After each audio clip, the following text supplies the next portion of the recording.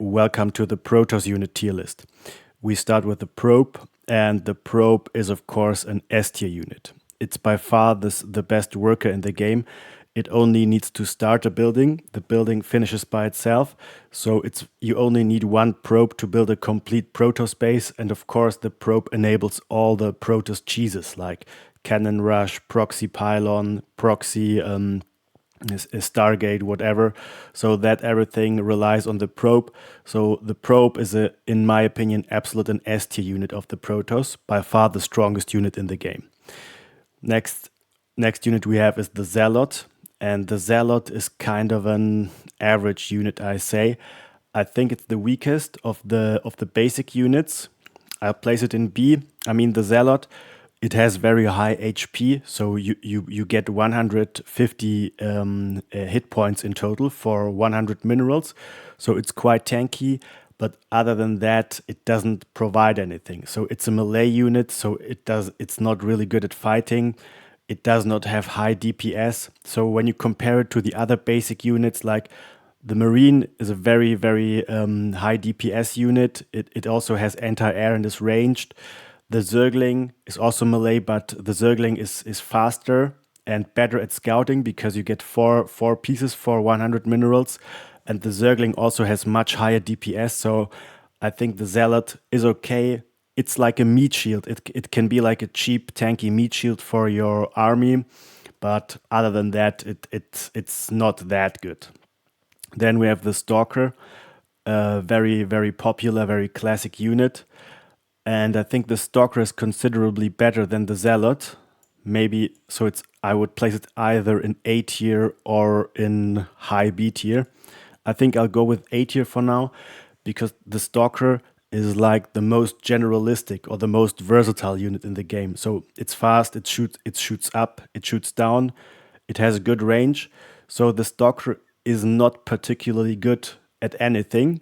It's not very good at fighting. It gets beaten easily by Zerglings or Marine Marauder. But the thing about Stalkers is Stalkers are never completely useless. So if you don't know what to make, you can just make Stalkers, and there is no situation in which Stalkers are completely useless. So you can always make them. And as for the Blink, the Blink is of course nice to have, but for beginner players it's very difficult to use, so I'm not really rating Blink. Maybe if you have a very good micro, with very good micro, maybe it can even be S tier because of the Blink. But I think I'll put it in A tier now, just because it's very generalistic. There's no situation in which the Stalker is completely useless. So I think it's a fine A tier unit. Then we have the Sentry. And the Sentry, in my opinion, is a quite good unit. So I mean, I would place it above the Stalker, because this thing is really, really not bad. I mean, it is a spellcaster, and spellcasters generally are not beginner friendly. They involve a lot of micro and so. However, the Sentry is really strong, and I mean especially because of Force Field. The Force Field, the Force Field is a spell that is quite noob friendly. I mean, it's not a projectile, and you don't have to focus individual units. You just make Force Field on the opponent's army, and the army gets split in two pieces, and then you can engage the two pieces of the enemy army separately. The other spells, Hallucination is not that useful, can be used for scouting, and the Guardian Shield is okay, but also the Sentry is very easy to kill. It has only 80 HP, and when the Sentry gets killed, then the Guardian Shield always also goes away. So Guardian Shield is not that good, but I think because of the Force Field ability, Force Field is really good. I think it's a really good unit. Also not too difficult to use for beginners. Then we have the Adept. And I think the Adept is like the thing about the Adept, of course, I think I'll place it above the Zealot and below the Stalker, because in my opinion it is better than the Zealot, just because it's a ranged unit. It also has the how's it called, the warp, the teleport thing, and it's a ranged unit, and it's just a better damage dealer. So the Zealot is not really good at killing probes. The Adept, you can especially with Glaive Adept, of course, but when you get a couple of adepts inside the enemy mineral line, the mineral line dies pretty quickly. Also, the adept has bonus damage versus light, and light is good versus workers, but it's always quite good versus other early game units like Zerglings and Marines. So I think it's a good early game unit. In my opinion, much better than the Zealot. It just gets useless after the early game, so it's very specialized just for harassment in the early game. But it is solid. It does what it is. It's good at harassing and good at taking early game fights.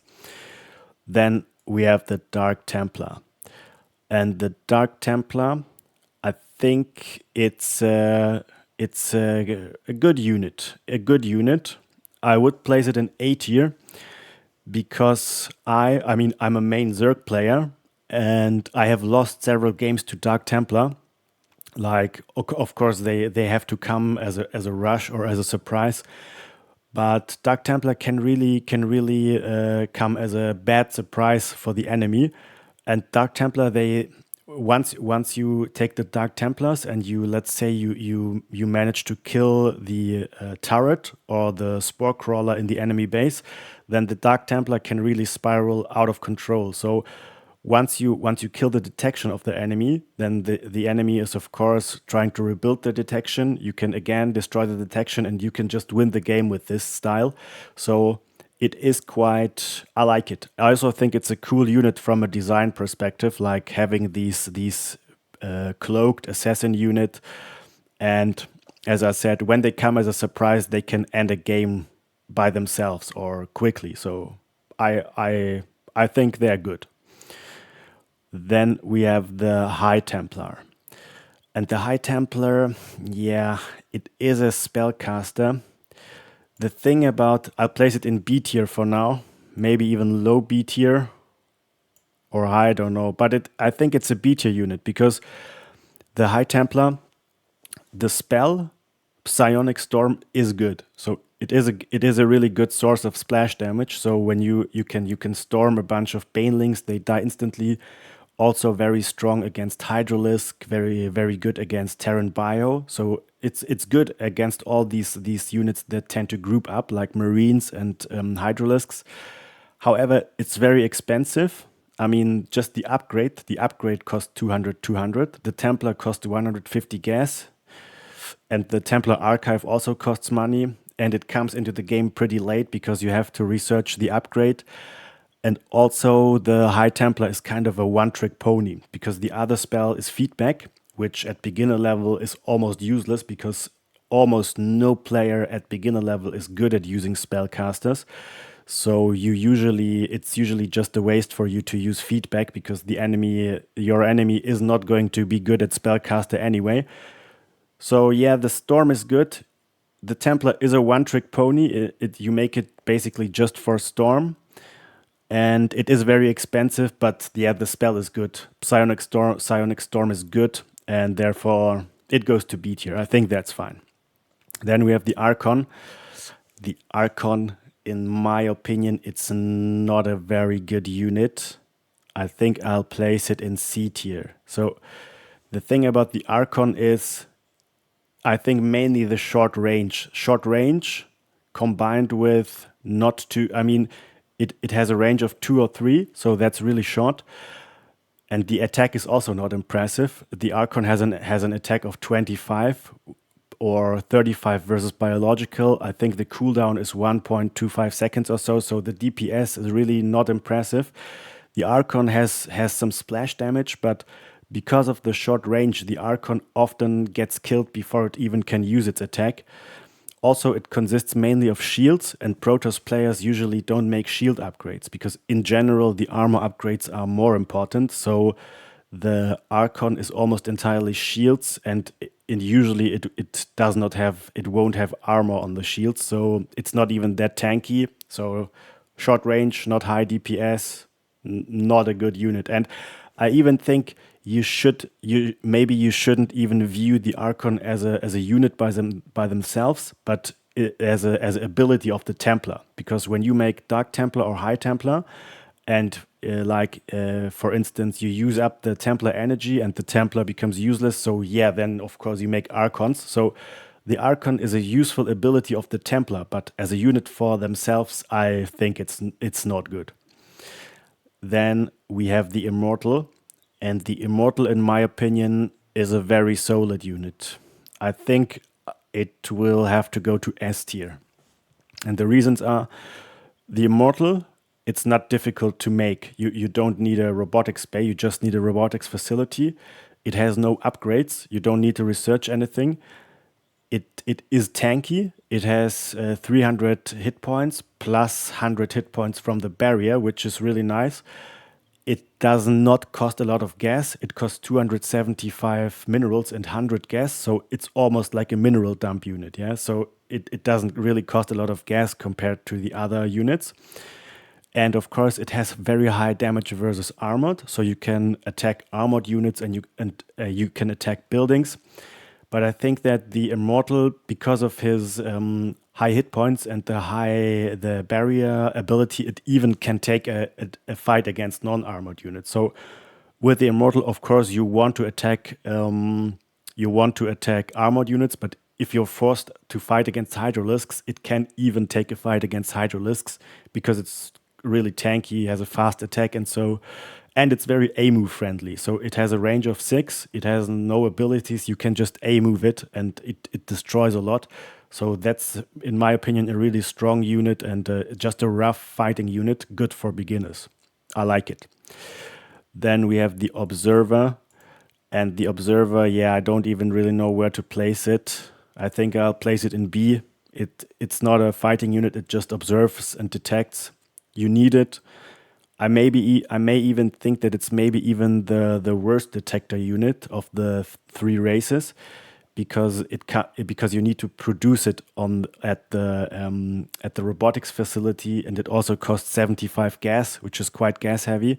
Like the other races, as Terran you can just scan, or as Zerg you can just quickly morph an Overseer from an Overlord. But the Observer has actually to be produced at the robotics facility, also costs gas, so I think, yeah, you need it, but I think it's rather, yeah, it's a necessity. We just place it in B tier. Yeah.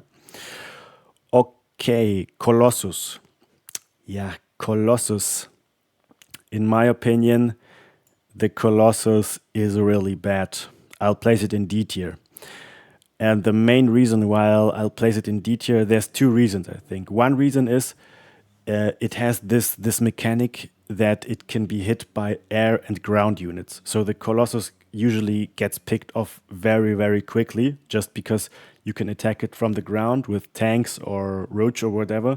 But you also can attack it from the air with, let's say, Corruptors or Phoenix or Vikings. So it's just like a walking target. It gets hit by everything. And also the attack is really not good. I mean, the damage, I mean, I think it has like 10 damage or 20 plus 10 or something, 20 damage plus 10 versus light. But that's not a high damage. Plus the splash damage, it has this splash damage in form of a line, and that's usually not that useful. I mean, in my opinion, there's only 2 units in the game that are light, and who tend to form up in a line, and that is Hydralisks and Marines. So when Hydralisks and Marines attack, they tend to form a line, and then in this case, the attack of the Colossus hits every Hydralisk in this straight line. So against Marines and Hydralisks, it's really good, but the other light units in the game, like workers or Zerglings, they don't even tend to line up in the way that they could be hit from the splash damage. And either way, the damage is not high. And versus non-light units, the damage is even worse. So it's a unit that does not deal high damage, and it gets hit by everything from the air, from the ground. So in my opinion, this is really bad. Although it's cool, it has a cool design, but in the game, it's bad. All right, then we have the Disruptor. And the Disruptor is a little bit like the Colossus. I mean, it's a splash damage unit from the robotics facility. In my opinion, it's a little bit better than the Colossus, but only slightly better. And I think the Disruptor is better than the Colossus because when the Disruptor hits, it actually does a lot of damage. So when you hit like a Bio Ball or a Roach Hydra Ball, it really destroys a lot of units in one shot. So that's considerably more damage than the Colossus. But it's also not easy to use. I mean, you have to micro the shot. It has no auto attack, so each shot has to be individually microed, and it has to stand still while the shot is moving. So if you kill the Disruptor while the shot is moving, the shot gets cancelled. So that's really bad.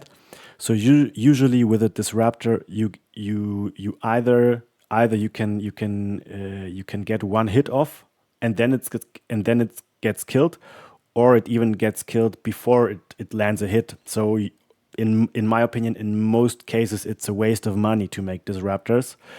But yeah, if the hit hits, it's strong, but you usually won't be able to do a good hit with a Disruptor. So not good in my opinion. All right, then we have the Warp Prism. And the Warp Prism, this is meant to be a tier list for beginners, so I'll just place it in C, because the Warp Prism can be quite crazy. I mean, it can pick off units from a range, and when you look at pro players, what pro players are doing with their Warp Prisms is quite crazy. I mean, especially the combination of Immortal Prism is really hard, because when you have really good micro, you can pick off the Immortal every time it's about to get hit, or every time the Immortal gets low, you can just pick it off, and you can like almost infinitely protect your Immortal with that. So if a pro gamer uses, I think it's really, really strong, but the micro is just too difficult. So for a beginner, I think we should just treat it as a standard transport unit. So it's a transporter. It can warp in. Maybe I'll place it in A tier for the warp in ability. That's also good. So yeah, transporter that can warp in, A tier, seems fine to me. Okie dokie. Then we have the Oracle. And the Oracle, yeah, it's a spellcaster. I think I'll place it either in D tier or in C tier. I think I'll go even with D tier, because I mean, the Oracle, it's also mainly an early game unit, or it's made very often in the early game, not so much in the late game. And I think none of the abilities are really bad, but all the abilities are not easy to use, and they are not really devastating. I mean, when you take the pulsar beam, so sure, you can fly in the base and kill a couple of drones, but especially at beginner level play, people very often make cannons a queen, or they have a queen, and even if you take the Oracle and you fly into the base and you kill 2 or 3 probes, then the Oracle gets killed by the turret, so that's usually not worth it. I mean, Revelation is a good spell. I like it. I like the spell, but I don't think that it's worth making an Oracle. And also the Stasis Trap is usually not good. When you make a Stasis Trap, you often just end up like freezing maybe 2 Marines or Zerglings, and then it's not really worth it. So I don't think it's a good unit. Then we have the Phoenix. And the Phoenix, I must say, is a unit that I like quite a bit. I think it's a good unit. I would maybe place it in A tier, or maybe even in S tier. I think I'll go with S tier for now, because the S tier is a bit empty for now. And I think it's really good. And the reason is, maybe it's not a real rough fighting unit, but it provides a lot of utility throughout the game. So the first thing is you can scout. It's the fastest air unit in the game, so you can scout the whole map in a couple of seconds. Then the harassment ability is really strong. So I have played against players where the player harassed my drones with the Phoenix, and if they have a couple of Phoenixes, it's really hard to stop them from harassing, because the Phoenix is quite tanky. It has 180 points. So even if there are some turrets or spore crawlers or cannons, you can fly around with the Phoenix, pick off drones, fly to another place because they just don't die. They are quite tanky. They don't die easily to cannons. And what's also very important, you can use the pick off ability, I mean the graviton beam, to pick off important units. So, for instance, you can pick off tanks or lurkers or immortals. So these are quite strong units. So tanks, immortals, or lurkers are often like the core unit in an enemy composition. And with the Phoenix, you can just lift them off, make them useless in a fight, and then take on the rest of the army. So I think this ability is really strong. And it also just of course provides like general anti-air defense. So it's very good at defending versus Mutalisk, very good at defending versus how are they called, Banshee. You can pick off drops from the Terran. So yeah, maybe I don't know if it's really S tier, maybe an A tier. It is something I think it's like low S tier or high A tier, but I think it's a really good unit. It just can fill many different roles, provides scouting, harassing, disabling key units. I think it's really, really good. All right, then we have the carrier. And the carrier, of course, has to be an S tier unit. Yeah. I mean, it takes very long to produce, it's expensive. But once you have them, and especially once you have a couple of them, it's like almost the unbeatable army, I think, in StarCraft. I mean, the carrier, it's tanky, it has 2 armor. Also, the interceptors, like one interceptor costs, I think, 15 or 20 minerals, and every single interceptor has 80 HP. So that's almost like a free unit. I mean, think about that. You pay only 20 or 15 minerals, and every time you pay that, you get a new unit with 80 HP. That's almost as much as a Hydralisk. So it's almost like a ship that produces free units. The range is good. I mean, the standard range of the interceptors is 8, but they have a leech range, which means you can attack at the range 8, then you can pull the carrier back, I think up to a range of 12, and the interceptors will still attack. So this range is really a long range. And yeah, once you have enough of them, you can just I think every player has had these games where the enemy Protoss just made like 10, 20 carriers and then just A moved and you're dead. So I think carrier is of course a really, really good unit for beginners. Then we have the mothership, and yeah, the mothership is going to D tier. I mean, it's maybe a nice idea to have this like super Protoss ship, but it's just weak. The one thing is it's slow, so it gets hunted down very easily. The abilities are also not good. I mean, the cloaking field is bad because it only lasts 20 seconds, and once you use the cloaking field, the mothership is the only unit that is visible. So the enemy army is going to focus down the mothership without even focus firing. So the mothership always dies. Also, the time warp is not very strong. It slows down, but that's not a good effect. And I mean, it reminds me, it's reminiscent of the StarCraft 1 Arbiter, but the Arbiter was just better because in StarCraft 1 you could have multiple Arbiters, and you also could make hallucinations of the Arbiter, which means that you could like take an Arbiter and make a couple of fake hallucinations, then fly into the enemy base and make a recall. Also, the Arbiter was faster than the mothership, but with the mothership you cannot fly into the enemy base and recall because it's too slow, and you cannot protect it with hallucinations or something. So generally, really a bad unit. I really, really don't like it, and I think it's really weak. All right, then we have the Tempest. It's an air unit, but I think it's like one of the weaker air units of Protoss.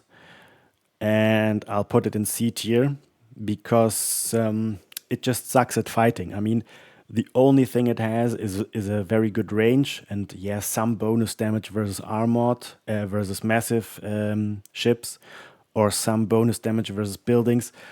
But it's very micro intensive because it is very, very weak in a frontal fight. So you need to kite all the time. You need to go back. Also, you need to attack, pull it back, attack again, pull it back. And this is very, very micro intensive. And also they are very good counters, like Corruptors are a very good counter, or also Void Rays are a very good counter, or Vikings. So I think this unit is like a yeah, it's like a ranged artillery, but usually it's not worth the money, and it's also not worth putting all the micro into this thing, like for kiting and shit like that. So it's not good. And we have the final unit, Void Ray. This unit is going to go to A tier because I think it's a solid unit. You can make it without a fleet beacon, so you can make it easily. It shoots up, it shoots down, so it's quite flexible, and it has a high bonus damage versus armored. So you can kill armored units and you can also kill buildings. So I think the Void Ray is really good offensively, because it has a high bonus damage versus armored, and every building in the game is armored. So you can actually kill buildings with it really quickly. You can sneak into the enemy base, kill the command center or whatever, fly away. The Void Ray is good at that. However, it's not an S tier because I think it's also very specialized. So it has a high anti-armor bonus, but it's very weak versus non-armored units. So it's also very easy counterable because it gets countered by every unit that is not armored. So Hydralisks and Marines are the classic counter. So yeah, you can use it versus buildings and armored units, but it only does high damage versus armored units, and I think a lot of beginner players don't know that. I mean, I had several games where I countered a Voyager with Hydralisks, and the Protoss player turned off the prismatic alignment, although the prismatic alignment doesn't do bonus damage versus Hydralisks. So be careful of that. Void Rays are good. You can kill enemy buildings very easily, but always remember that they don't have bonus damage versus that they only have bonus damage versus light, and they don't deal a lot of damage versus Hydralisks and Marines. Alright dudes, that's it for today. I hope you enjoyed the video, and see you next time.